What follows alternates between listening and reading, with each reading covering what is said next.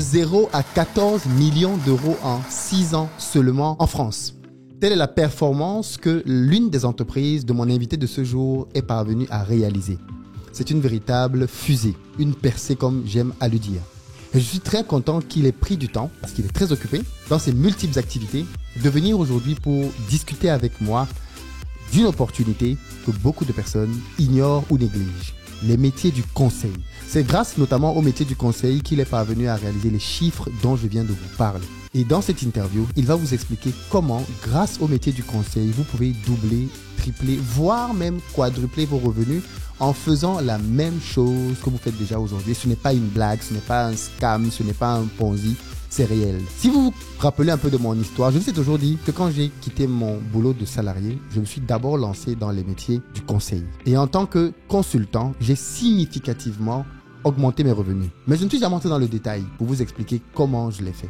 Dans cette interview, parce qu'il est un spécialiste, il vous expliquera comment ça marche, afin que ça vous inspire vous aussi à faire la même chose. La bonne nouvelle, c'est qu'il est avec nous à Back to Africa cette année pour vous permettre de pouvoir devenir consultant, peu importe votre secteur. Il va nous donner des formations pratiques dans ce sens-là, pour vous aider à trouver vos missions, pour vous aider à pouvoir vous lancer, pour vous aider à pouvoir gérer la phase de démission dans votre entreprise actuelle si vous êtes en CDI. Bref, il est en train de préparer quelque chose d'assez actionnable afin que vous puissiez avoir toutes les clés dont vous avez besoin pour pouvoir vous lancer. Mais il va aussi aider les personnes qui sont peut-être déjà aujourd'hui consultantes, mais qui ne savent pas comment créer une entreprise, recruter d'autres personnes et grandir. Il va accorder du temps à cela parce que c'est bien évidemment le next step et c'est là-dedans qu'il y a beaucoup d'argent. Alain Patrice Ngalleux, parce qu'il s'agit de lui, c'est un ami de très longue date, je crois à peu près 14-15 ans qu'on se connaît. Et on a cheminé ensemble de la fin de nos études jusqu'à aujourd'hui. Moi dans Back to Africa, lui dans ses nombreuses activités, comme vous allez les découvrir dans cette interview. C'est quelqu'un que je connais depuis très longtemps, que j'ai pu voir progresser et dont je peux témoigner effectivement de l'efficacité, de la pertinence et des résultats. Je pense qu'il a beaucoup à partager à un maximum de personnes. Donc venez déjà l'écouter aujourd'hui, partagez la vidéo parce que tout ce qu'il va partager est gratuit ici. Mais pour ceux d'entre vous qui sont un peu plus ambitieux, qui veulent aller plus loin, eh bien, il a plusieurs bonnes nouvelles. Et je vous invite à aller jusqu'à la fin pour bien entendre ce qu'il va dire parce qu'il va proposer à certains d'entre vous de vous recruter simplement. Vous êtes aujourd'hui en CDI, vous voulez entrer dans l'univers du conseil, il peut vous recruter. Soit en tant que salarié, consultant, soit en tant que consultant qui va être derrière porté ou alors simplement en tant que consultant indépendant. On explique tous ces thèmes dans l'interview, ne vous inquiétez pas, vous allez comprendre de quoi on parle. Mais il va aussi aider les personnes qui sont aujourd'hui consultantes et qui veulent grandir, qui veulent commencer à recruter des collaborateurs et qui ne savent pas comment faire. Il va vous expliquer et vous proposer des solutions concrètes. Bref, écoutez toute l'interview, elle est très riche, vous n'allez pas voir le temps passer. On va prendre des cas concrets, des chiffres. Quelqu'un qui gagne 2 000 € en salaire, combien il gagne quand il passe en portage? Combien il gagne quand il passe en indépendant? Vous allez voir le salaire doubler, tripler. Bref, c'est juste génial. Ne manquez donc aucune partie de cette interview et partagez-la massivement. Et puis enfin, comme je l'ai dit, pour ceux d'entre vous qui veulent aller un peu plus loin, Alain Patrice va venir faire 3 formations à Back to Africa cette année. Une pour vous permettre de pouvoir optimiser votre fiscalité, parce que c'est super important. Quand on gagne de l'argent, comment on optimise ça, les montages fiscaux qu'on peut faire. Il y a des choses qu'on ne dit pas ici, mais qu'on dira là-bas. Et il répondra à plein d'autres problématiques. Dans tous les cas, dans la barre de description, vous avez le lien pour prendre vos places. Et la bonne nouvelle, c'est que il y a encore des tickets, que ce soit pour l'écouter, mais aussi pour réserver vos masterclass avec lui. Et c'est maintenant qu'il faut le faire parce que ça va se remplir très, très vite. Et vous êtes encore en tarif promotionnel. On a 150 € au lieu de 450. C'est le meilleur moment de réserver. On est vraiment encore à des prix très bas, mais ça va aller en augmentant. Je ne vous en dis pas plus. Allons écouter Alain Patrice. Arrêtez tout ce que vous étiez en train de faire. C'est une interview qui peut vraiment être un game changer. Let's go!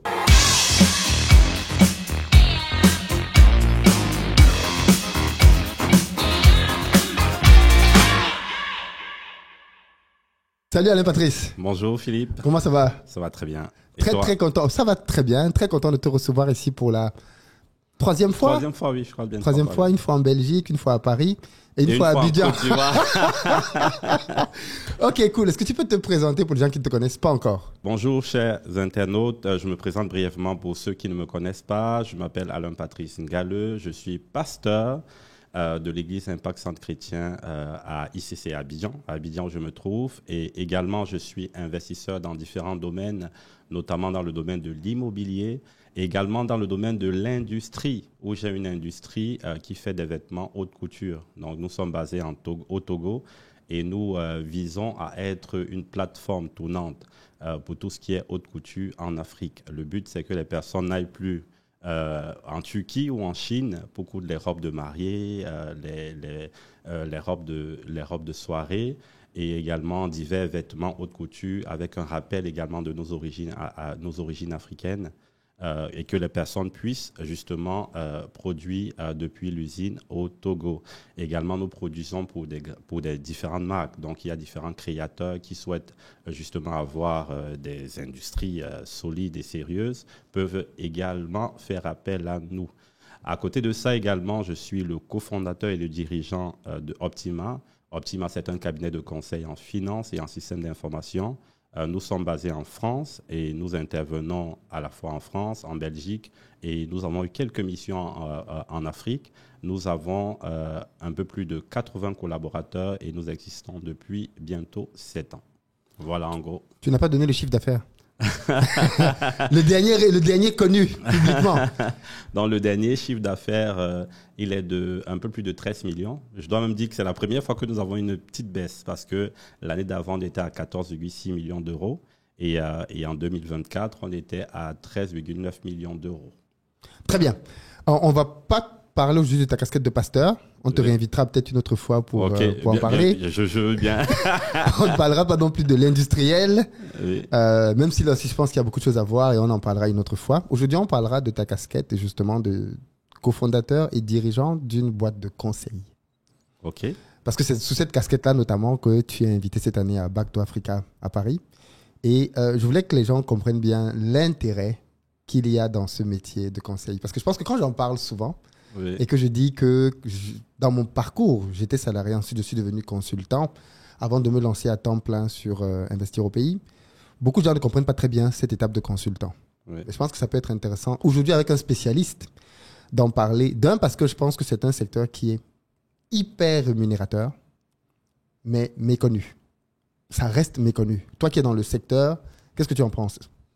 Oui, je pense que les gens méconnaissent, minimisent et ont trop peur de se lancer dans le domaine. Je rencontre surtout beaucoup de personnes de notre communauté qui ont une expertise à faire valoir, qui sont de très, très bons employés, mais qui ont peur de passer, de sauter le pas et de passer finalement consultant et consultant indépendant. Et je trouve que c'est un très, très bon levier d'investissement et d'enrichissement. En tout cas, je pense que pour toi comme pour moi, c'est le chemin que nous avons suivi, c'est le chemin que plusieurs personnes qui disent avoir beaucoup investi dans l'immobilier ou investi en Afrique ont suivi. Et je pense qu'il est temps que nous nous revions au sein de la communauté pour réellement saisir cette opportunité afin de pouvoir back to Africa. Yes, c'est très bien, tu me fais des passes. Juste peut-être pour commençons par les choses basiques. Okay. C'est quoi un consultant ? Parce que quand on en parle, ça nous semble évident parce qu'on a baigné dedans pendant des années.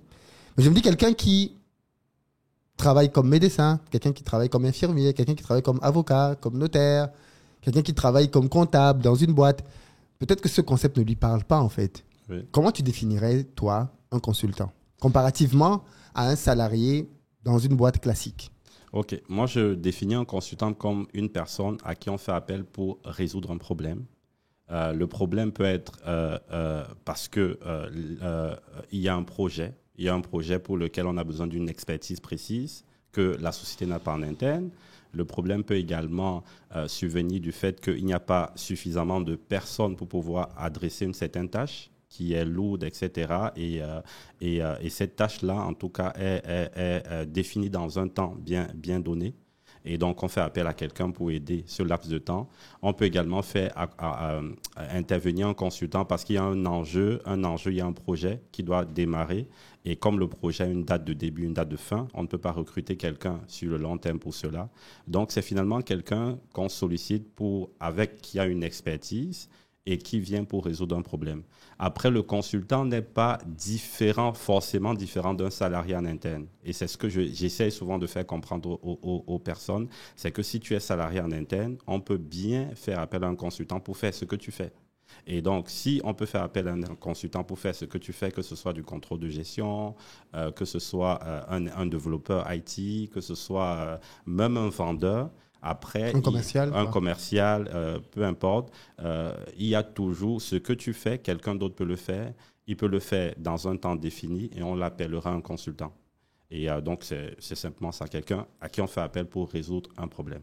Mais en fait, ce qui découle aussi de ce que tu viens de dire en dernier point, c'est que toi aussi, tu peux être consultant. Puisque si le boulot que tu fais aujourd'hui au quotidien, pour lequel tu es payé 1500, 2000, 2500 euros, quelqu'un d'autre peut faire le même boulot et être plutôt payé comme consultant, ça veut dire que tu peux déjà toi aussi être consultant. Oui, c'est ça le principe. Parce que parfois les gens se disent que peut-être qu'il faut une formation Oh non. pour devenir consultant.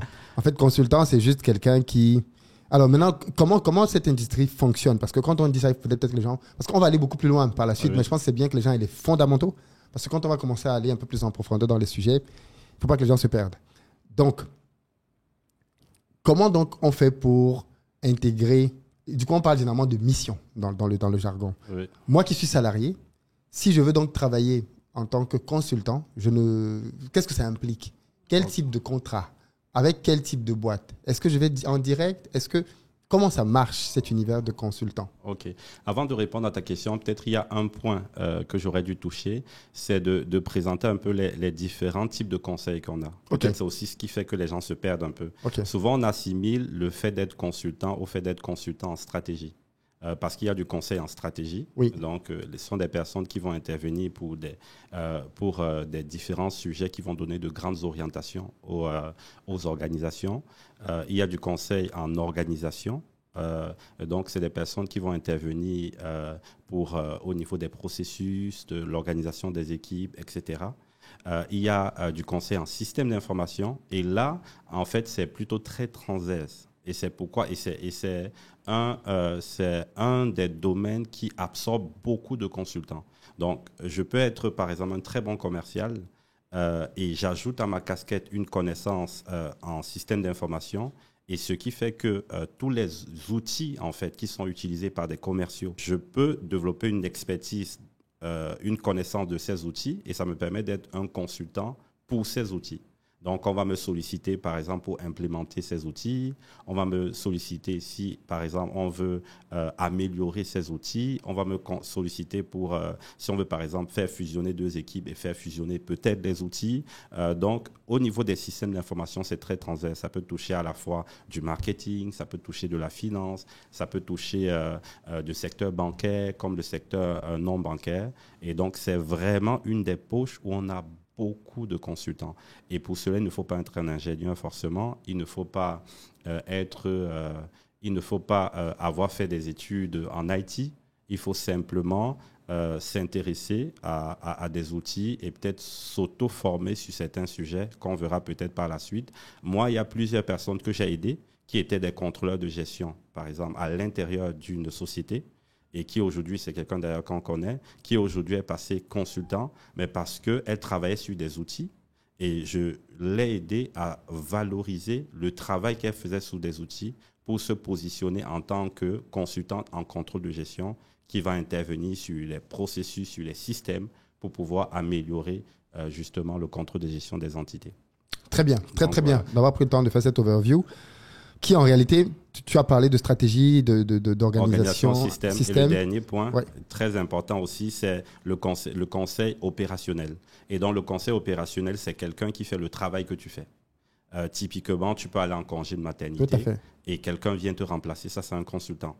C'est quelqu'un qui va venir en tant que contrôleur de gestion, qui ne va pas intervenir sur les systèmes, mais qui va venir faire de la production quotidienne. C'est quelqu'un qui, quel que soit le travail que tu fais, la personne vient et le fait, et on appelle ça du conseil opérationnel. Donc, je fais ce qu'un salarié aurait dû faire parce que le salarié n'est pas disponible ou parce qu'il y a une charge de travail. Et souvent, si c'est le secteur bancaire, par exemple, il y a souvent différents exercices. Et pendant ces exercices, il y a une forte montée de charge de travail. Et pendant ce moment, on a besoin de renfort. Généralement, les banques pour certains sujets ne vont pas faire appel à des intérimaires, mais vont faire appel à des consultants qui sont compétents et qui sont souvent d'anciens salariés. Donc, voilà. Très bien, parce que là, tu as touché le quatrième point. Parce que ça referme la question que je voulais poser, parce que là, tu prends effectivement tout le monde. Oui. Parce qu'en fait, ce que beaucoup de gens ne savent même pas, c'est qu'à l'heure où nous sommes aujourd'hui, la quasi-totalité des métiers que l'on a dans des entreprises peuvent exister sous la forme de consultants. Tu confirmes? Oui, c'est ça, oui. Parce qu'avant, c'était très niché, comme tu le dis, en stratégie, McKinsey, beaucoup de gens pensaient aux grands cabinets de stratégie. Ensuite, il y a eu des déclinaisons et je pense que ça va peut-être évoluer parce qu'il y a peut-être 15 ans, il n'y avait peut-être pas tous ces niveaux-là dans le game. Mais aujourd'hui, en tout cas, tous ceux qui bossent dans une boîte, peu importe ce que tu fais dans une entreprise, il y a ta version qui existe en consultant. En consultant, c'est ça. Effectivement. Ça veut dire que tout le monde qui travaille peut devenir consultant. Et maintenant, donc, une fois qu'on a clarifié ça, Oui, parce qu'on s'est dit tout à l'heure que l'un des premiers blocages que les gens ont, c'est de l'ignorance. oui. Peut-être qu'ils ne savent pas que leur métier peut basculer en consultant. L'autre ignorance qu'ils ont, c'est les revenus qu'on gagne quand on est consultant. Mais on va arriver à ça. Oui. Ils vont même comprendre pourquoi est-ce que des gens comme toi et moi vont quitter des CDI pour aller être consultant. Indépendant, oui. Indépendant, consultant, voilà. Maintenant, le deuxième niveau d'information que je voulais que l'on voit, ce sont les différents intermédiaires qu'il y a dans ce game-là. Parce que Oui. quand tu es en CDI dans une boîte, tout ce que tu sais, c'est le contrat que tu as avec ton employeur. Oui. OK? Mais dans l'univers du conseil, quand tu dis que tu vas devenir consultant, tu travailles avec qui? Tu travailles pour qui? Quelles sont les options qui existent? Tu as dit tout à l'heure qu'il y a consultant, qu'il y a indépendant. Oui. Ces termes-là ont leur place et leur sens. Quelles sont donc les différentes possibilités avant d'entrer dans les schémas? Parce qu'on va être très pragmatique dans cet épisode. On va prendre des cas concrets. Ok. On va regarder ensemble. Si je suis salarié et que je touche 2000 euros, qu'est-ce qui se passe quand je bascule en consultant, en indépendant? C'est quoi les différents scénarios possibles, ainsi de suite. Et bien évidemment, on réservera une partie un peu plus stratégique que l'on développera à Back to Africa. Donc, revenons un peu à Oui, à ta question. à ma question. Quels sont donc les différents intervenants clés qui existent et qu'on doit connaître quand on parle de consultant? De Parce que consultant. maintenant qu'on a compris le métier, comment on fait de manière pratique pour devenir Pour consultant? devenir consultant. Et donc, quand on veut devenir consultant, on peut devenir consultant salarié. Et lorsqu'on veut devenir consultant salarié, ce qu'on fait simplement, c'est qu'on postule pour rejoindre une boîte de conseil. Et donc, les boîtes de conseil, leur métier, c'est simple, c'est de recruter des personnes et de les positionner chez des clients. Et ces personnes recrutées ont un contrat de CDI. Donc, c'est des CDI type CDI qu'on a dans une boîte où on est interne salarié. Et donc, on est salarié, on a les mêmes avantages, etc. Maintenant, pourquoi quelqu'un pourrait quitter peut-être son poste en banque pour devenir consultant dans une société de conseil? Pour plusieurs raisons. Déjà, la première raison, c'est l'apprentissage. Lorsqu'on est consultant, on apprend beaucoup plus vite que lorsque on est salarié à l'intérieur d'une boîte, puisque on va avoir différents clients, on va avoir différentes méthodes, on va voir différents environnements, Outils. outils. Tout cela permet d'enrichir le consultant. Ça, c'est le premier point. Le second point, c'est que ça développe également des skills même personnels, puisque quand on est salarié, on est dans un environnement plutôt stable. Mais lorsqu'on passe consultant, on est dans un environnement changeant.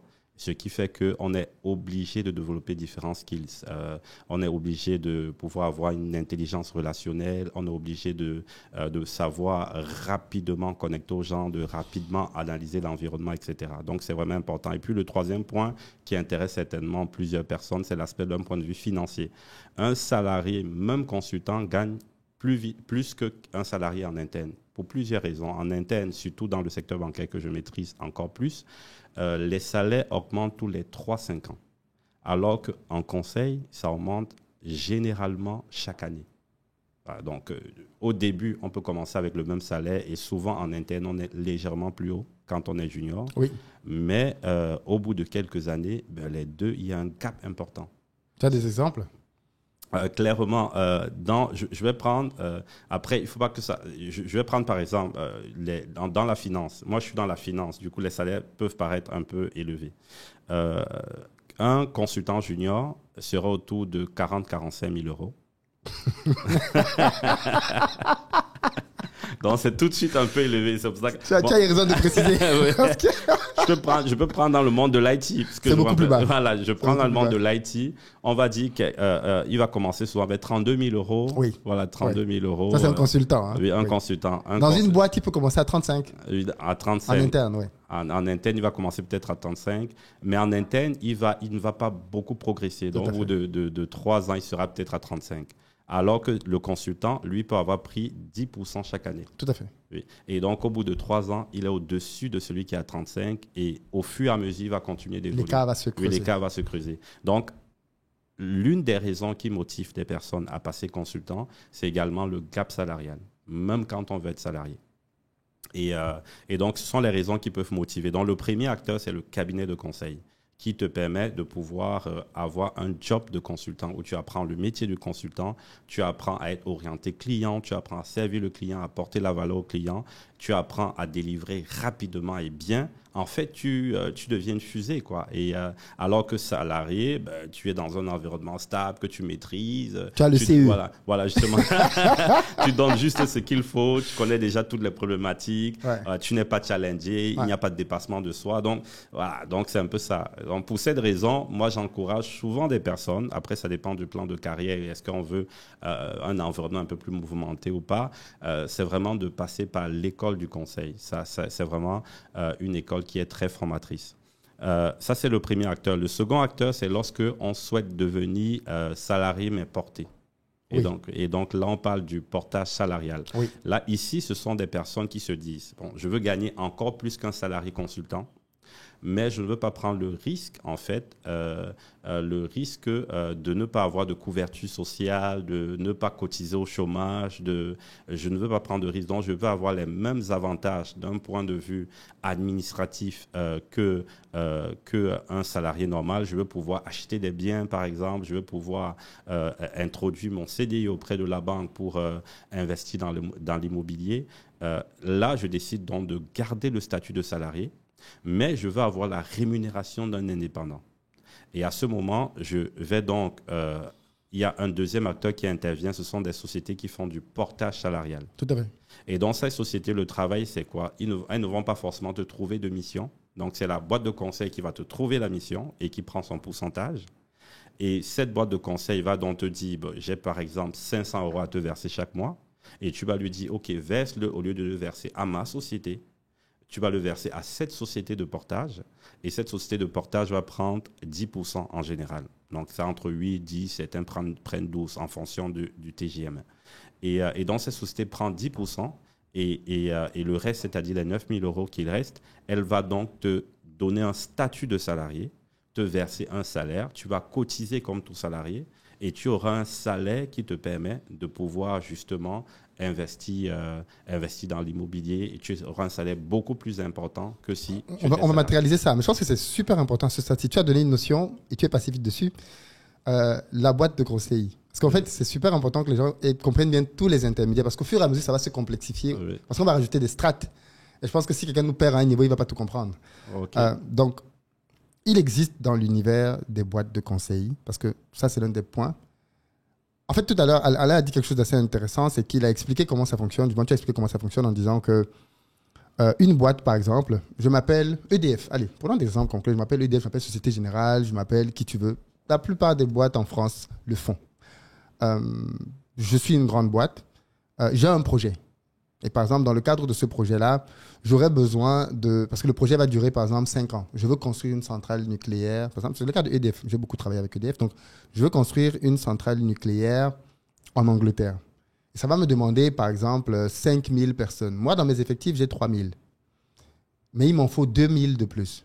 Du coup, ces 2000 de plus-là, je vais les prendre en externe pendant 5 ans. Je ne veux pas les prendre à vie chez moi. Je vais les prendre en externe. Donc, pour pouvoir recruter ces 5000 personnes, c'est important que les gens le comprennent. Ce n'est pas EDF qui va aller se placer sur le marché et dire « je veux 2000 consultants ». EDF va passer par des boîtes bien précises qu'elle aura au préalable qualifiées. C'est-à-dire que c'est des boîtes dont elle aura vérifié le sérieux et ainsi de suite. C'est ce qu'on appelle la qualification, qui est une étape très importante. Et donc, elle va dire à ces boîtes-là, voilà mes besoins. Okay? Pour le mois de janvier 2026, j'ai besoin de 300 personnes. Février, j'ai besoin de 200 personnes.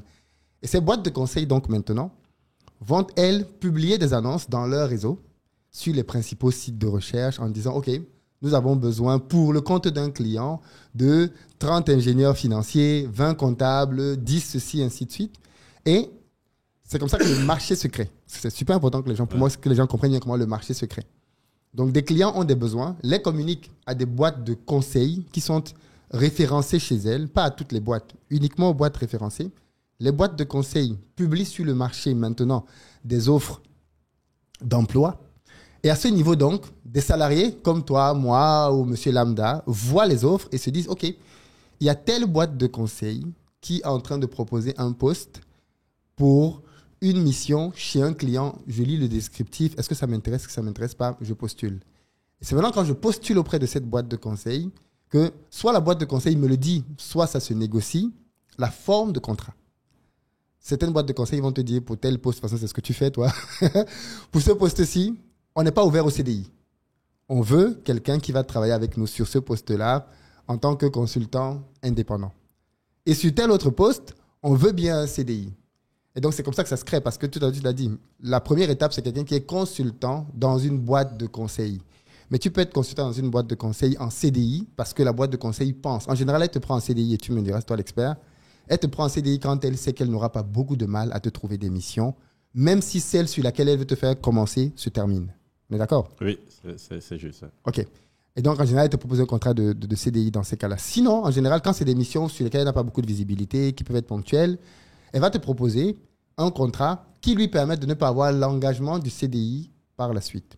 Et donc, ce contrat-là, et justement, c'est là où c'est intéressant parce que toi, en tant que personne qui postule, tu peux avoir cette discussion avec le cabinet de conseil pour lui dire, écoute, moi, je veux bien travailler dans ton truc là, mais je ne veux pas le faire en tant que salarié chez toi. Je veux le faire en tant qu'indépendant. Et si vous êtes d'accord, à ce moment-là, vous allez donc convenir des termes de la rémunération, de la mission, ainsi de suite. Et donc, c'est là que le troisième acteur intervient. C'est que si toi, en réalité, tu ne veux pas être en CDI dans le cabinet de conseil, mais tu veux quand même continuer d'avoir des avantages de quelqu'un qui est en CDI, tu vas trouver donc un autre intermédiaire maintenant, qui lui est un cabinet qu'on appelle cabinet de portage, qui va te permettre de pouvoir recevoir ta rémunération depuis le cabinet, mais avec un mécanisme qui te permet en réalité, et ça tu vas en parler, de décider comment tu veux être rémunéré. Oui. Ce que tu n'as pas quand tu es avec le cabinet classique. Parce que si le cabinet classique doit te payer, par exemple, 3 000 euros, à la fin du mois, tu as tes 3 000 euros. Point à la ligne. Mm-hmm.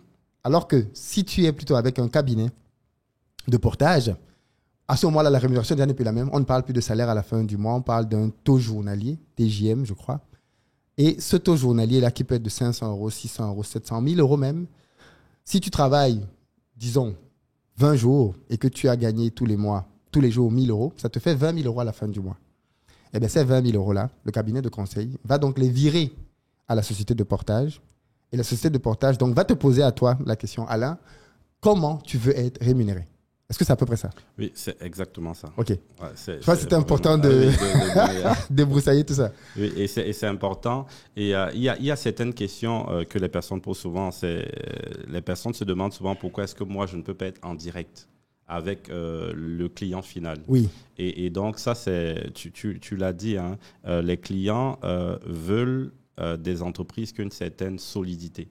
La plupart de gros clients vont exiger un ensemble d'informations, comme par exemple le chiffre d'affaires. Au niveau bancaire, ils ne travaillent pas avec des entreprises qui ont moins de 3 millions d'euros de chiffre d'affaires. Donc là, typiquement, ça fait que toute personne qui se lève ou qui souhaite être consultant indépendant ou en portage salarial ne peut pas être en direct.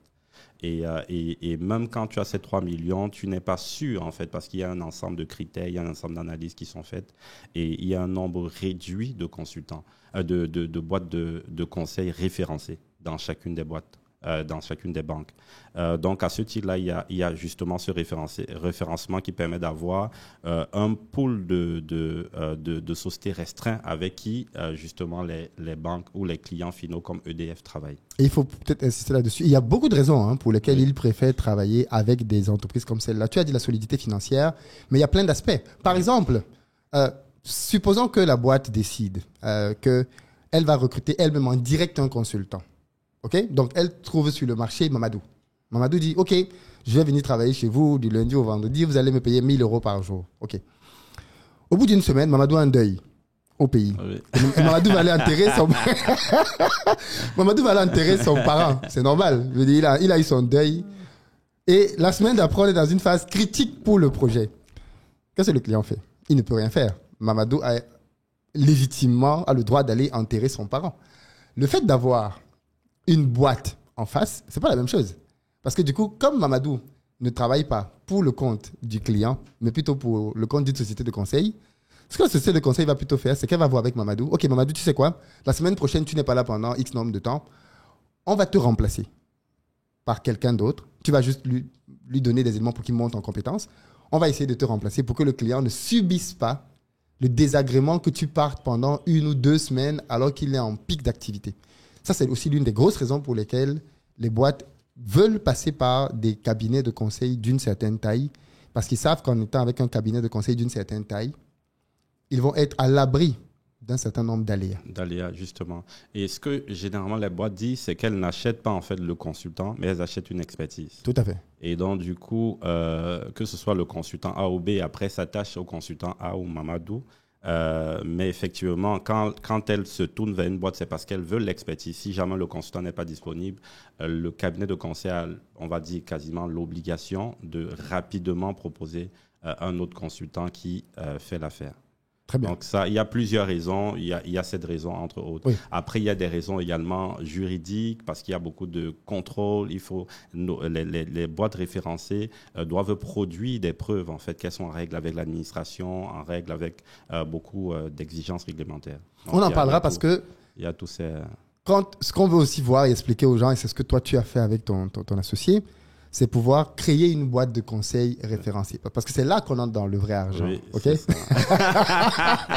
là, on entre dans le vrai game. Parce que quand on a une boîte de conseil référencée chez des clients, c'est le Saint Graal. Oui, généralement, c'est le ça. Saint Graal. Parce que du coup, là, on peut vraiment commencer à développer le chiffre d'affaires de manière consistante. On va en parler un peu comment vous avez développé votre chiffre. Parce que vous n'avez pas commencé avec 14 millions d'euros. Ça a été une croissance. D'ailleurs, les précédentes fois, quand on en a parlé, tu n'étais pas dans ce genre de chiffre d'affaires. Quand on avait parlé, en 2003. Je ne sais plus. C'était il y a longtemps, en tout cas. Non, puisqu'en 2003, on était déjà à 10. À 10, hein. On était déjà à 10, en fait, puisqu'en 2024, on a fait 13, 9, 14, 6. On a fait, je crois, 13 l'année d'avant. 2013, alors pas 2003. 2023, je veux 2023, ok. 2023. Ah oui, non, 2023, oui, bien sûr. Moi, c'est parlé de quand on s'est vu en Belgique, c'est encore bien avant. Oui, non, c'était bien avant. Quand on s'est vu en Belgique, je pense qu'on était c'était en 2019, par exemple. Oui, c'était il y a longtemps. Oui, c'était il y a 2 ans après l'existence, on était à 3 et quelques. 3 et quelques millions d'euros. Oui. Voilà, après 2 ans déjà. Et après 2 ans, oui. Okay. On a quand même connu une forte croissance. Okay. Très, très forte croissance. Okay. Et donc, ce sont des secrets qui seront partagés à Back to Africa. Oui, comment aller chercher cette... Comment aller chercher cette croissance. Qu'est-ce que nous, on a mis en place. Et en tout cas, on va parler à cœur ouvert. Je vais répondre à toutes les questions pour expliquer étape à étape comment nous avons procédé. OK. Alors, revenons donc à notre explication du métier de consultant. Donc, il y a la possibilité du portage. Oui. OK? Quelles sont les autres options? Donc, on a vu quelqu'un peut être salarié, quelqu'un peut être en portage salarial. Maintenant, c'est quoi l'autre solution? OK, l'autre solution, c'est une personne qui veut être indépendant, donc consultant indépendant. Oui. On les appelle encore les freelance. Oui. En réalité, un consultant porté est un freelance. Oui. Mais c'est un freelance qui est porté par une autre boîte qui n'est pas la sienne. Oui. Et comme la boîte n'est pas la sienne, il peut être un salarié et il peut utiliser cela pour pouvoir investir. Oui, en tant que salarié. En tant Parce qu'en que fait, l'une des craintes que les gens ont souvent, c'est de se dire justement que si je laisse mon CDI pour aller dans vos histoires de consultants, je ne pourrais plus investir dans l'immobilier puisqu'on sait qu'en France, en Europe généralement, les banques sont très regardantes sur le type de contrat que l'on a, qui est généralement le CDI. Déjà, c'est faux parce que même quand on est consultant, toi, tu vas continuer d'investir après parce que soit tu fais du portage, soit au bout de 3 années, tu as suffisamment de bulletins et de fiches d'impôt pour pouvoir... Parce que les gens l'oublient souvent ça, mais en fait, les banques demandent soit un contrat de CDI, soit 3 années de l'IAS fiscal. De l'IAS fiscal. Donc, si tu es consultant indépendant pendant 3 ans, tu redeviens éligible pour les financements bancaires. Le financement bancaire. Mais bon, explique-nous peut-être cette 3e étape de indépendant. OK. Et donc, indépendant, c'est quelqu'un qui crée sa propre banque, sa propre boîte et la personne dont on va recevoir son TGM. Dans l'exemple qui a été donné, les 500 euros ou les 20 000 euros qui devaient être versés mensuellement à la boîte de portage sera versé directement à cette société-là. Il y a un avantage à ça, c'est que la boîte de portage devait retenir un pourcentage. En général, on a dit entre 8 et 12%, moins 10%. Là, quand tu reçois les 20 000 euros, il n'y a aucun intermédiaire pour pouvoir retenir un pourcentage. Donc, il y a toujours un avantage et un inconvénient. Et l'autre gros avantage d'être indépendant, quand on est en France, par exemple, c'est qu'on peut être indépendant et en même temps toucher les acidiques. Alors que quand tu es salarié porté, tu ne peux pas parce que tu es salarié et que tu continues de cotiser. Donc, un indépendant qui a créé sa propre boîte au niveau du chômage va simplement dire qu'il se lance dans une aventure entrepreneuriale. Il va décider de ne pas se verser de salaire et pendant 2 ans, il va avoir droit au chômage. Donc, il aura à la fois le chômage et sa facture mensuelle. C'est très bien de parler de ça, parce que quand tu dis ACDIC, les gens te disent, mais c'est quoi ACDIC, le chômage. Et ça, c'est un point super important. Ça dit que l'une des craintes que les gens ont souvent, c'est, OK, je veux bien me lancer dans cette histoire de consultant, mais qu'est-ce qui se passe si je perds ma mission? La fameuse perte de chômage. Qu'est-ce qui se passe si je perds ma mission? Donc, on se rend bien compte qu'on ne peut pas avoir tous les avantages d'un seul côté. Il faut bien savoir ce qu'on veut, soit en portage, soit en indépendant, mais les avantages de l'un, tu ne les as pas dans l'autre. Oui. Clairement, c'est ce que tu nous dis là. C'est ce que je dis, oui. En indépendant, tu peux continuer d'avoir ton chômage pendant 2 ans. Pendant 2 ans, chose que tu n'as pas du tout en portage. Oui, en salarié porté. En salarié porté. Alors que, inversement, en salarié porté, tu ne peux pas avoir tu n'as pas de chômage. Par contre, tu as une continuité d'un contrat de CDI qui te permet de pouvoir prendre un crédit bancaire. Et ça, en fait, en réalité, ce sont des options. C'est-à-dire que quand quelqu'un veut choisir ce qui est plus important pour lui, il doit décider en fonction de qu'est-ce qui est important pour moi. Est-ce que ce qui est important pour moi, par exemple, dans le cadre de ma vie, je veux acheter dans 1 an, ou dans 2 ans, ou dans 6 mois. Si j'ai un projet d'achat imminent, ben, il est évident que garder un statut de salarié avec du portage va être plus pertinent plutôt que d'aller en indépendant. Parce que si tu vas en indépendant, ben, pour le coup, il va falloir que tu fasses 3 ans avant d'être éligible. Ou alors, pour toi, tu veux de la sécurité, tu as déjà fait tes investissements immobiliers, tu estimes que tu es peut-être arrivé même à la limite.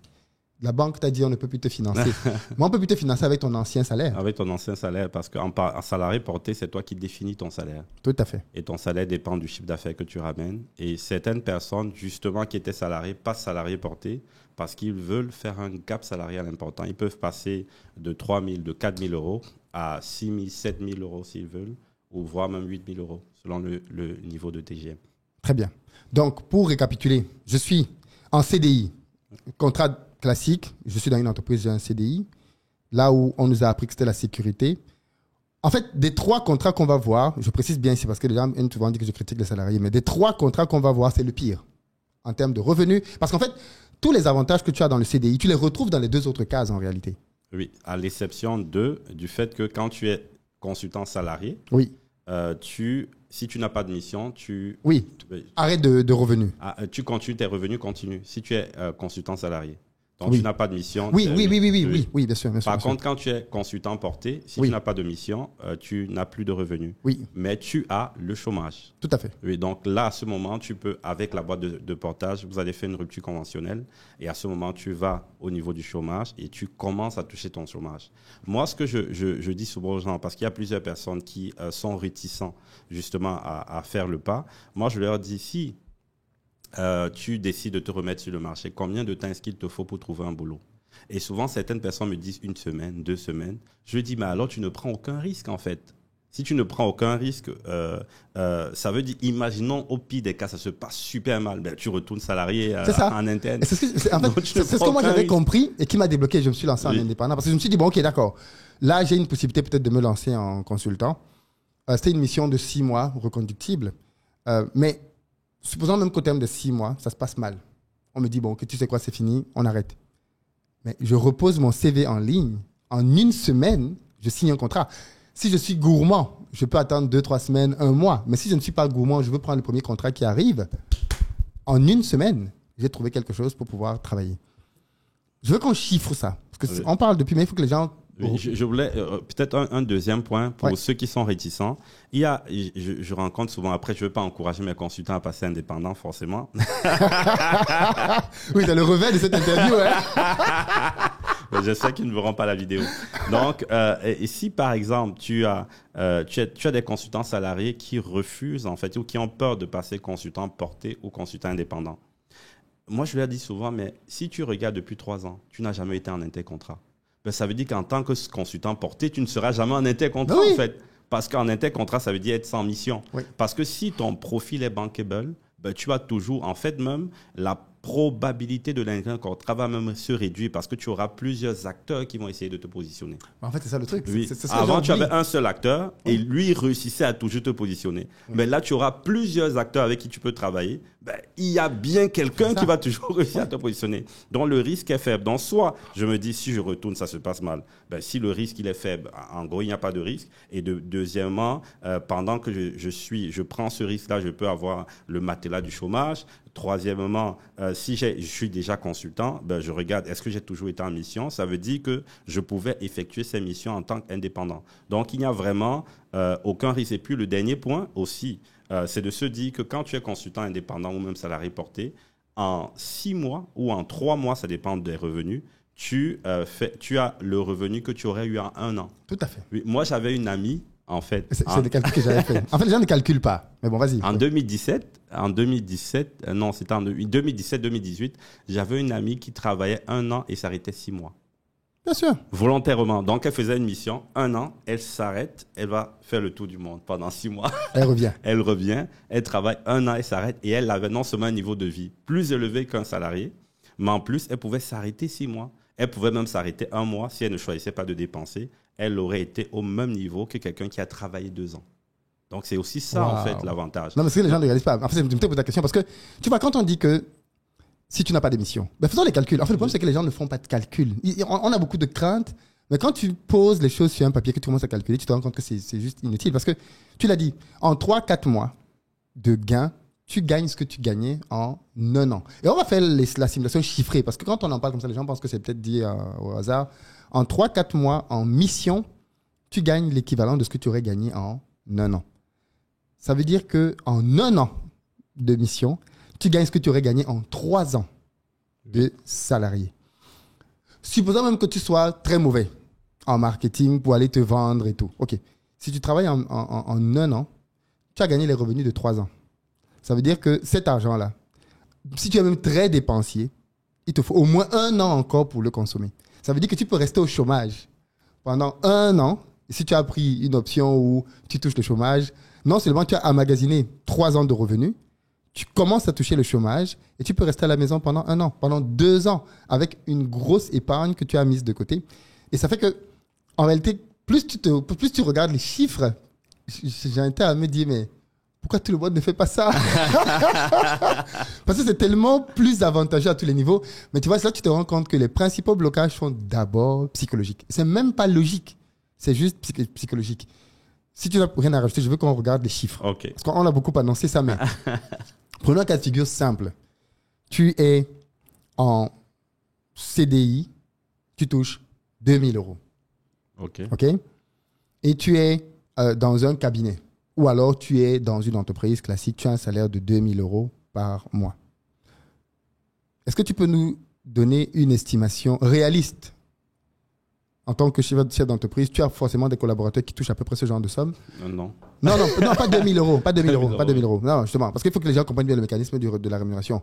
Quand quelqu'un travaille dans un cabinet de conseil, parce que ça, c'était ce qui m'avait révolté. C'est-à-dire que, et tous les consultants savent ça. Parce que quand tu commences à être consultant, tu commences forcément à essayer de savoir combien ma boîte touche par rapport à combien je touche et comment tu galères pour avoir des augmentations en fin d'année.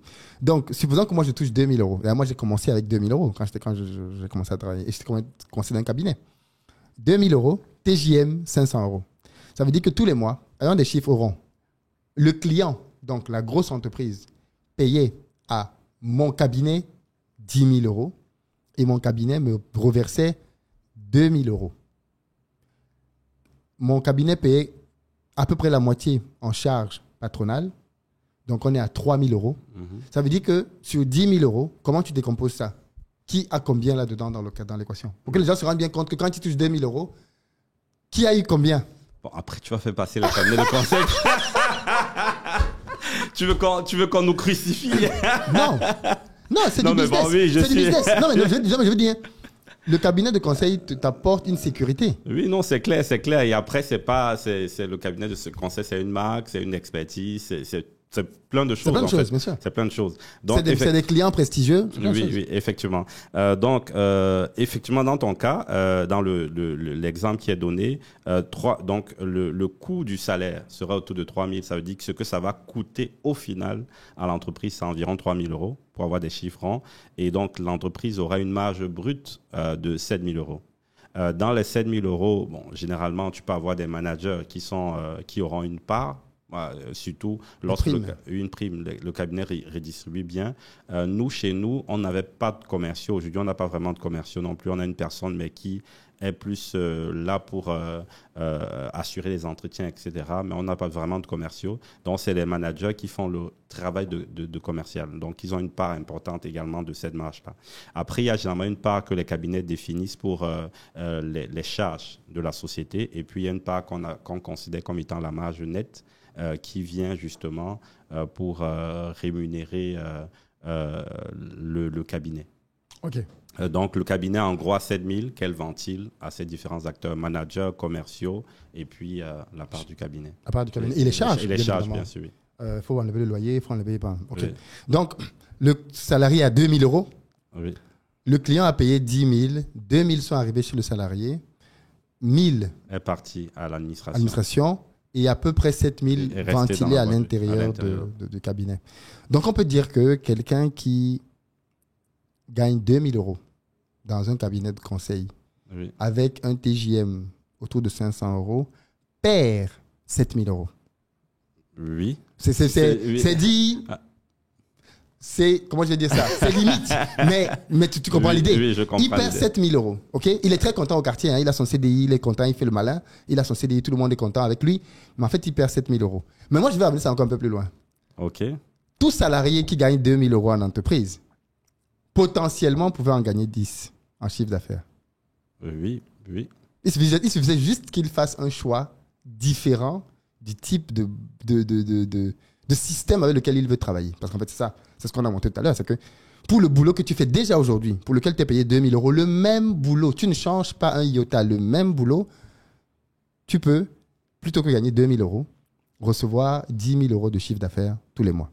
Oui, c'est à peu près ça, oui. OK. Après, il y a le pourcentage de la boîte. Oui, bien sûr. Oui. Après, tu négocies, oui. Non, mais globalement, 10 000. De toute façon, pour pouvoir commencer à repartir, il faut dire que tu as un autre schéma. Oui, parce que je veux dire, c'est comme toi. Toi, tu reçois les 10 000 euros en chiffre d'affaires. Mais tu vas les ventiler. Tu vas donner 2 000, 3 000, ainsi de suite. Mais à la fin, le client considère qu'il t'a donné 10 000. L'administration considère que dans ton chiffre d'affaires, tu as reçu 10 000. 10 000, oui. Donc, le mec, il va pareil. Il va recevoir ses 10 000. 10 000, oui.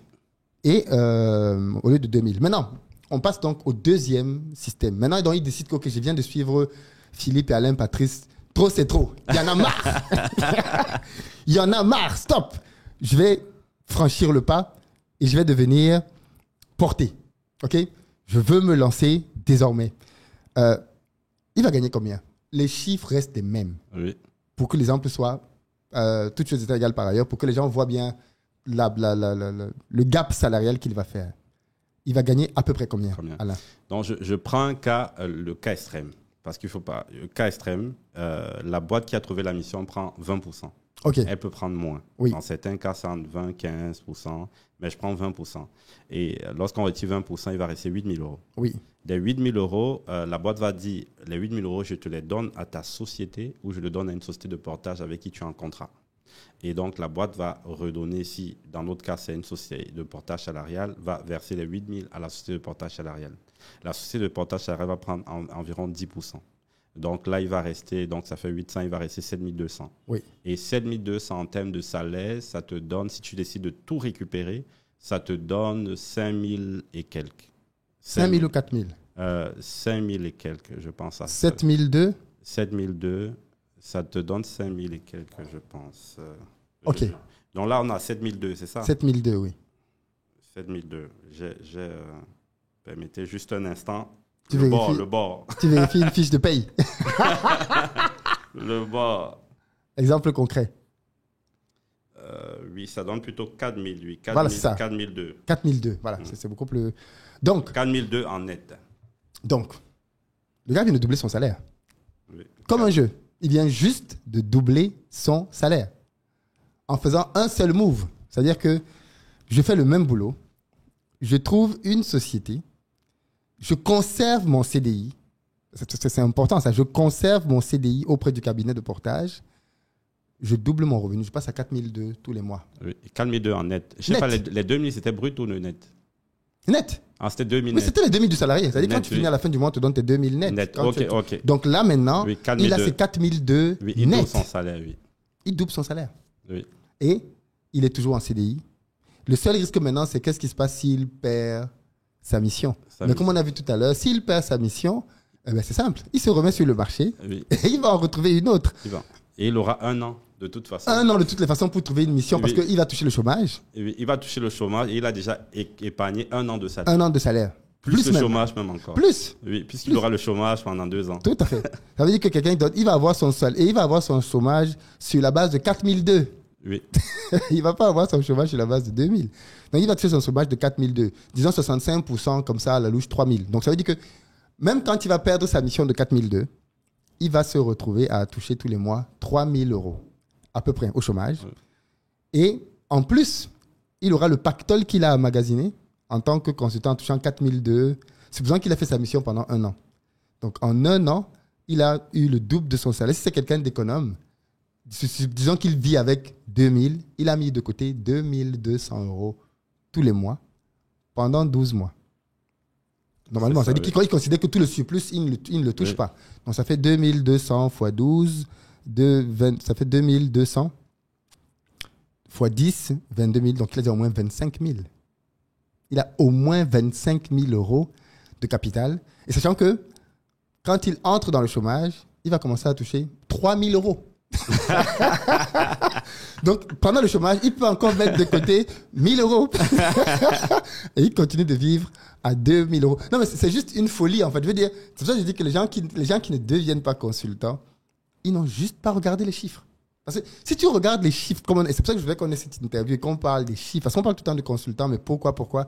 Quand tu regardes les chiffres, c'est évident qu'il n'y a pas beaucoup d'intérêt de ne pas basculer. Et le plus gros même aussi, c'est que, imaginons, il veut investir dans l'immobilier. Avant, il aurait une capacité d'endettement sur 2 000 et là, il aurait une capacité d'endettement sur 4 000.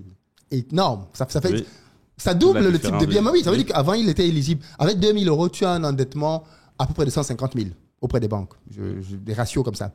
Quelqu'un qui gagne 2 000 €, la banque peut lui prêter 150 000. Quelqu'un qui gagne le double, elle peut lui prêter 150 000 x 2. 300 000. Et avec 300 000, il a maintenant la possibilité de pouvoir faire 2 projets. C'est-à-dire qu'il peut faire sa résidence principale, enfin son investissement d'abord et sa résidence principale, ou 2 investissements. Oui, donc, en tout cas, c'est tout bénéfice. Ça change littéralement ta vie à tous les niveaux. Mais continuons. 3e stade. Il dit, bon, ok, tu sais quoi, moi je prends le niveau dessus, je ne veux pas de CDI. J'ai déjà fait mes investissements immobiliers. Ou alors, supposons même que quelqu'un fait ça, ok? Donc, il se dit, je me suis lancé en portage, j'ai fait mes investissements. Okay. Pendant 1 an ou 2, j'ai fait mes investissements. Ok, d'accord. Maintenant, c'est bon, je suis au bloc, je veux augmenter mes revenus. Qu'est-ce qu'il fait? Ce qu'il fait, c'est les 8 000, du coup, il y a 10 000. Sachant qu'en réalité, il n'est même plus à 8 000 parce que année après année, le TGM augmente. Le TGM pas augmenté. Donc, on garde le même exemple. Il ne faut pas non plus choquer les gens à l'extrême. Donc, il a les 8 000, puisque c'était 10 000, la boîte de portage, le cabinet de conseil va prendre 20%. Ouais.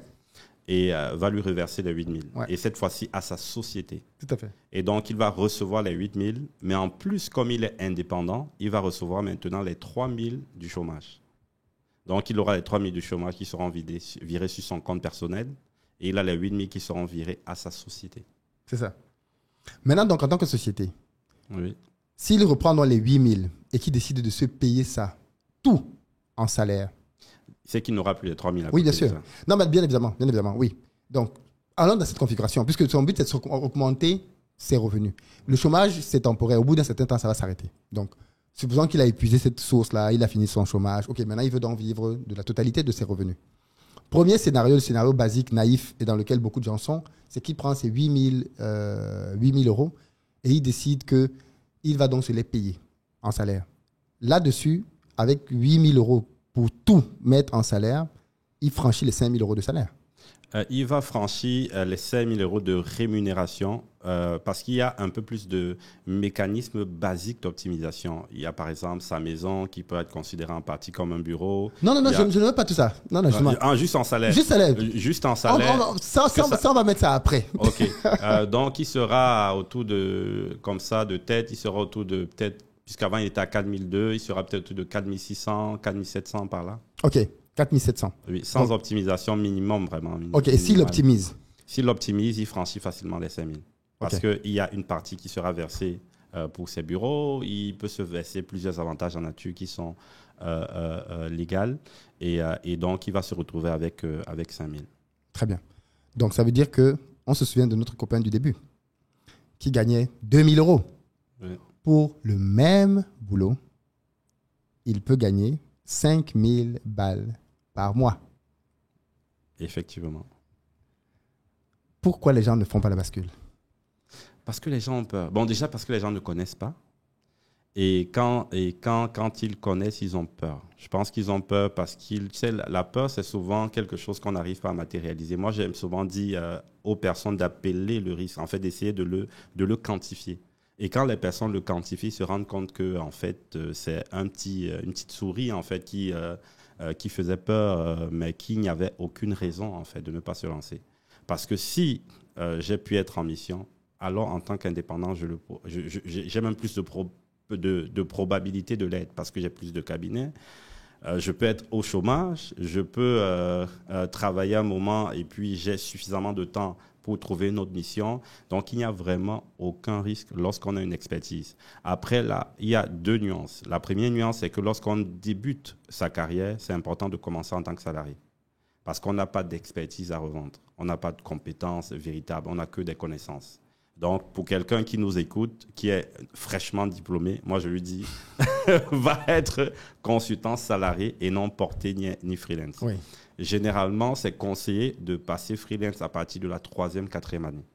Donc, lorsque tu as déjà 3 années d'expérience où tu as développé une véritable compétence, à ce moment, là, tu peux... Ça dépend des postes. Je pense que si tu t'imposes en 2 ans, tu peux. Hein. Oui, bon, après, ça dépend vraiment ça dépend du poste et de la personne. Oui. Oui. Et surtout dans le monde de l'IT, on peut commencer beaucoup plus tôt. Oui. Même un an, même après un an. Quand quelqu'un qui développe, qui est bon, il peut commencer beaucoup plus tôt.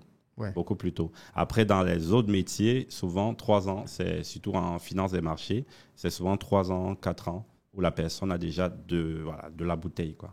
Très bien. On ne va pas entrer dans les détails qu'on va partager à Back to Africa. Les amis, si vous n'avez pas encore pris vos tickets, venez écouter Alain. Il y a énormément de choses à vous partager là-dessus. Mais le Saint Graal, le Saint Graal, c'est quand on fait ce que tu as fait. C'est-à-dire que je suis consultant, je suis indépendant. Et puis, au bout d'un certain temps, je me dis, bon, je veux commencer à recruter moi aussi des collaborateurs que je vais mettre en mission. Parce qu'en fait, comment ça s'est passé pour toi? Parce que moi, ce que j'ai vu quand j'étais en boîte, c'est comme ça que ça a commencé pour moi, c'est tu es dans une mission et en fait, quand tu es dans la mission et que tu es un peu éveillé, tu es au courant des opportunités. Oui. Je ne sais pas si c'est la même chose pour toi, mais tu es au courant des besoins. Oui. Et parfois même en anticipation. Tu sens bien qu'on est surchargé, on va probablement ouvrir un nouveau poste. Comment ça s'est passé pour toi, le passage de consultant à maintenant, donc, je vais créer mon cabinet de conseil? OK. Donc, moi, avant, j'ai commencé dans le conseil. Déjà, donc, dès que j'ai fini, j'ai commencé dans le conseil. J'étais consultant salarié. Après 3 ans, j'ai décidé Dès que tu as fini tes études? Mes études, oui. Oui. Je suis passé donc consultant salarié. Après, j'ai décidé de passer en interne. Donc, je suis retourné en banque où j'avais un bon poste de chef de projet. Et puis, j'avais... Tu te rappelles des chiffres ou qu'on voit un peu la progression? OK. Sortie d'école? Sortie d'école, j'étais, je crois, à 3000... Je crois que j'étais peut-être à 3000, à peu près 3000 nets. Ah ouais, mais là, tu vois, c'est déjà beaucoup. Là. C'était dans finance des marchés. Ah, voilà. Oui, dans finance des marchés. On m'a dit, ouais, mais lui, là, c'est revenu. Ça, c'est 15 ans de carrière. Donc, c'était à peu près, je pense. Et puis, par la suite, lorsque je suis passé en boîte, là, j'ai fait un gap parce que je suis passé chef de projet sur des problématiques en finance de marché dans une boîte où je travaillais en la Belgique et la France. Donc, j'avais des avantages fiscaux. Parce que je faisais 2 jours dans un pays, 3 jours. Donc, il y a certains avantages. Donc, du coup, ça a permis à mon revenu vraiment d'exploser. Puis après, avec les revenus que j'avais, j'ai fait un investissement et je me suis aussi endetté pour investir. qui était foireux. Et donc là, je me suis trouvé endetté et pour rembourser rapidement, il me fallait plus de cash. Et c'est où je décide de repasser consultant. Tu te rappelles de combien était ta dette à peu près? Ma dette était de 50 000 euros. Wow! Ouais. Ah ouais, quand même. Oui. Tu as investi dans un projet Oui.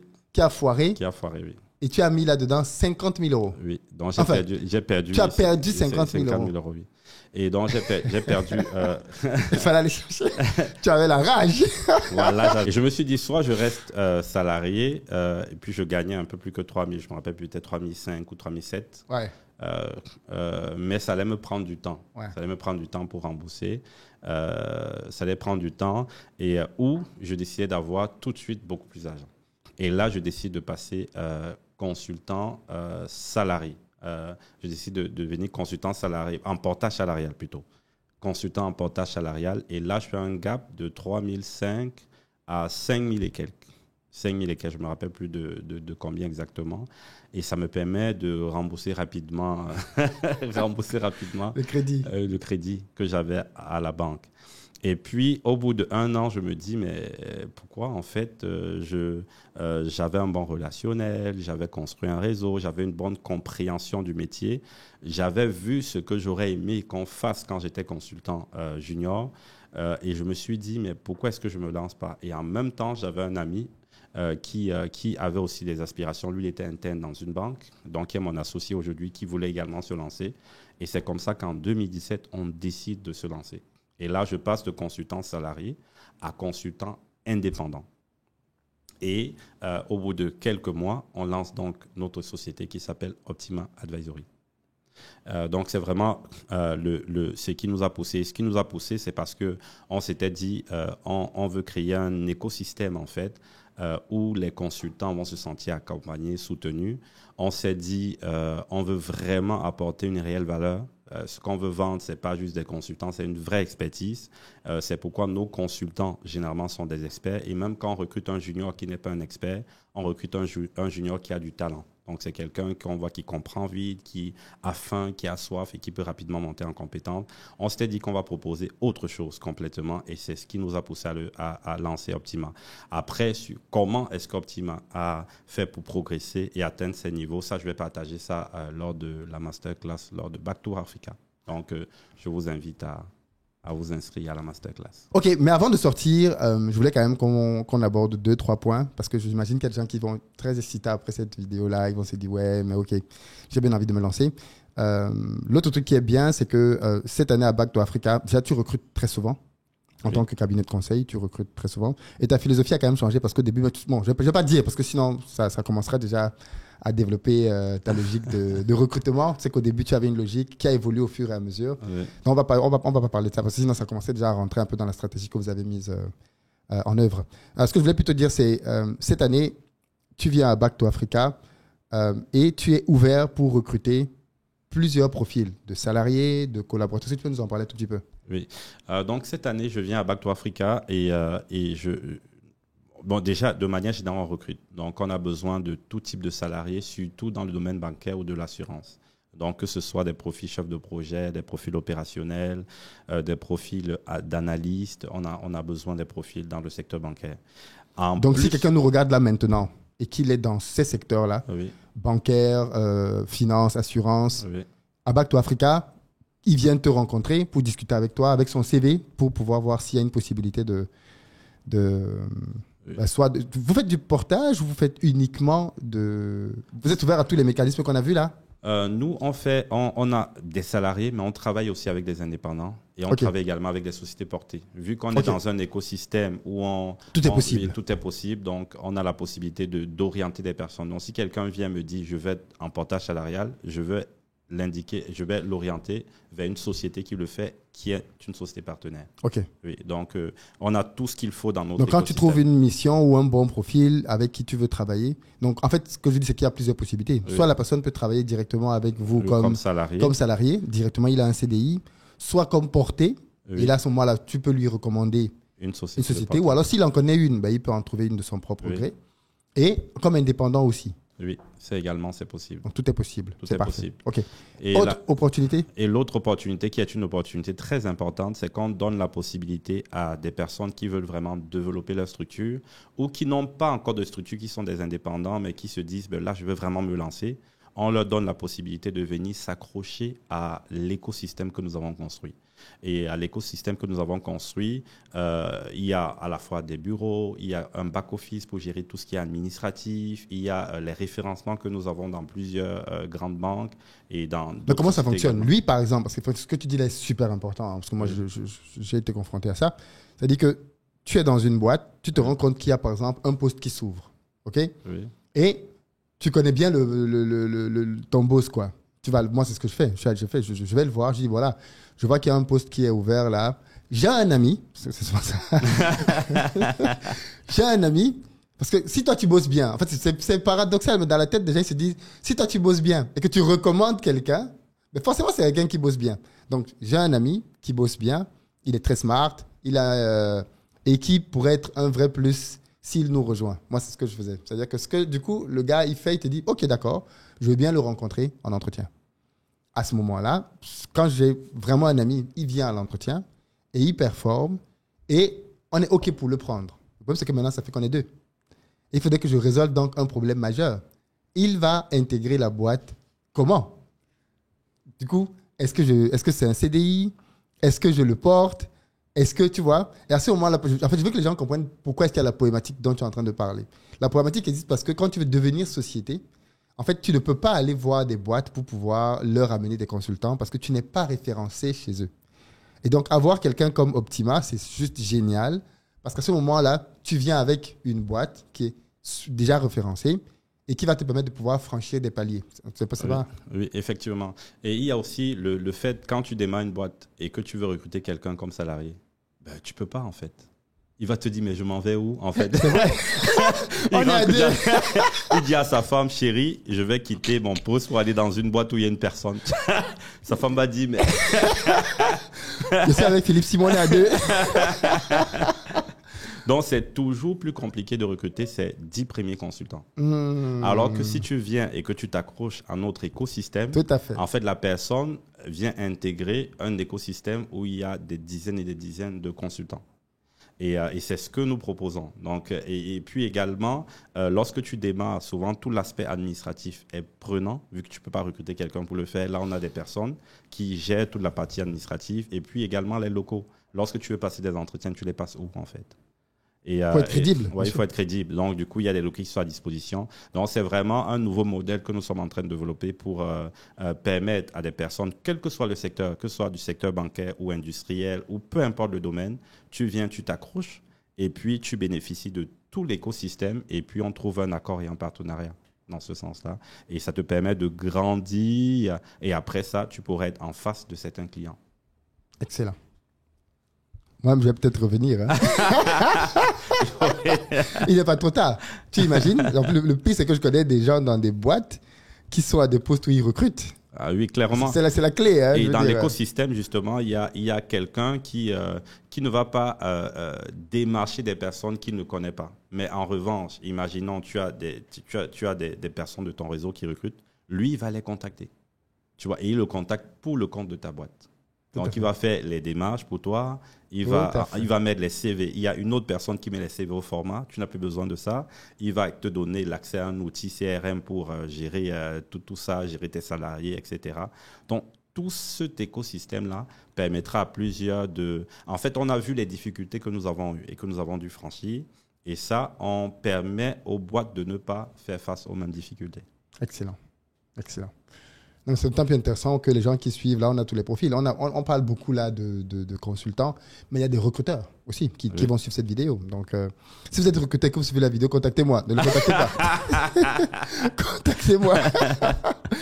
Non, mais plus sérieusement, parce qu'il y a parfois aussi, tu vois, quand il y a certains postes de recrutement, moi, j'ai vu ça hein, quand j'étais en cabinet, parce que moi, j'ai été à des postes où je recrutais plutôt. Ouais, des consultants. Des consultants. Ah, mais là, c'est maintenant que je comprends, en fait. Donc, si tu as oui, en plus, même, tu as des managers de banque qui recrutent. Oui, on a des...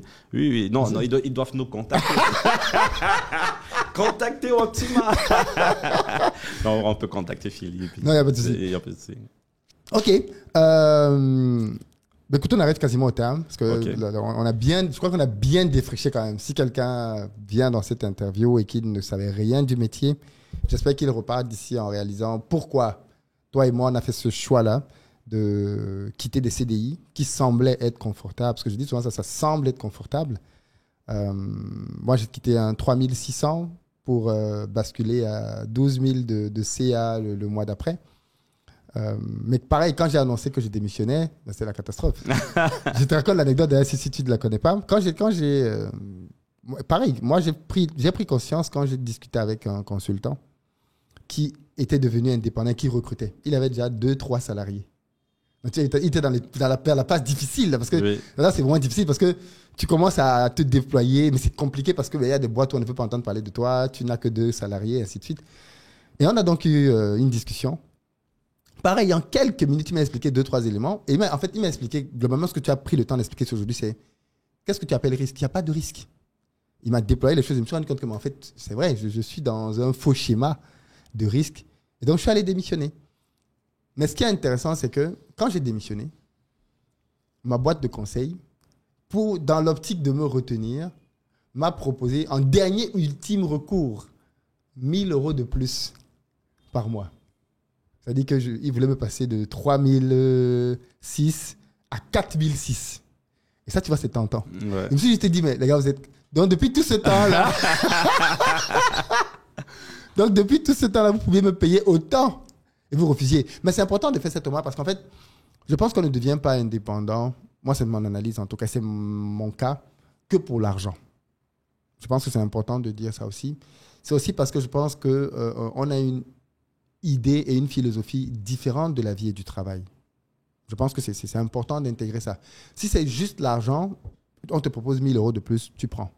Je veux dire, parce que tu dis, bon, quand même, je passe de 3 006 à 4 006, je prends. Donc, fondamentalement, ça peut te tenter. Enfin, c'est tentant. Mais moi, je refusais, je n'avais pas encore l'autre mission. Hein. Je n'avais pas encore l'autre mission. Mais je partais du principe que je ne veux plus de la vie de salarié. Moi, entre c'était arrivé à un stade où je me disais, non, j'ai donné ce que j'avais à donner dans le monde du salariat. J'ai fait mes cases. Je veux vivre autrement maintenant. Et ça ne cadre plus avec le style qui est dans le salariat. Et j'ai besoin d'autres choses. J'ai besoin de plus de liberté, de plus d'indépendance, de plus d'autonomie. Et ça ne cadre juste plus avec le cadre dans lequel je suis. J'ai besoin d'autres choses. Et je pense que c'est important. Je ne sais pas pour toi, mais c'était pas que la poursuite d'une meilleure rémunération. Oui, de manière générale dans la vie, hein, si tu ne poursuis que la rémunération, ça va être compliqué. Parce que quel que soit ce qu'on a à faire, il y a des difficultés, il y a des challenges. Et il faut des buts beaucoup plus élevés pour nous permettre d'avancer, de progresser et de pouvoir ne pas baisser les bras. Donc, je rejoins parfaitement ce que tu dis. Et puis, il y a souvent certaines personnes qui se disent je suis salarié, je n'ai pas encore de mission, comment je passe indépendant sans mission? Donc, ça également, il y a une solution pour ne pas prendre le risque de démissionner avant de chercher. Et pour la réponse, je la donne à Back to Africa. T'es le roi du teaser. Donc, je veux t'expliquer. Et je suis sérieux, j'ai aidé plusieurs personnes à ne pas démissionner sans mission. J'ai aidé plusieurs. Hein. Donc, j'imagine que les problématiques tu sais, quand tu démissionnes, tu as 3 mois, tout ça. Oui. Tu as trouvé des moyens. J'ai trouvé des moyens de gérer ça. Ouais.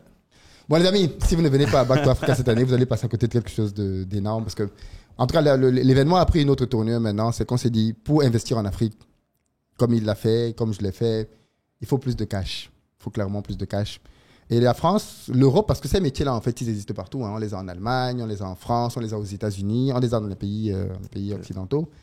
Ce sont des métiers dans lesquels nous travaillons souvent, mais nous n'avons pas forcément les revenus qui vont avec.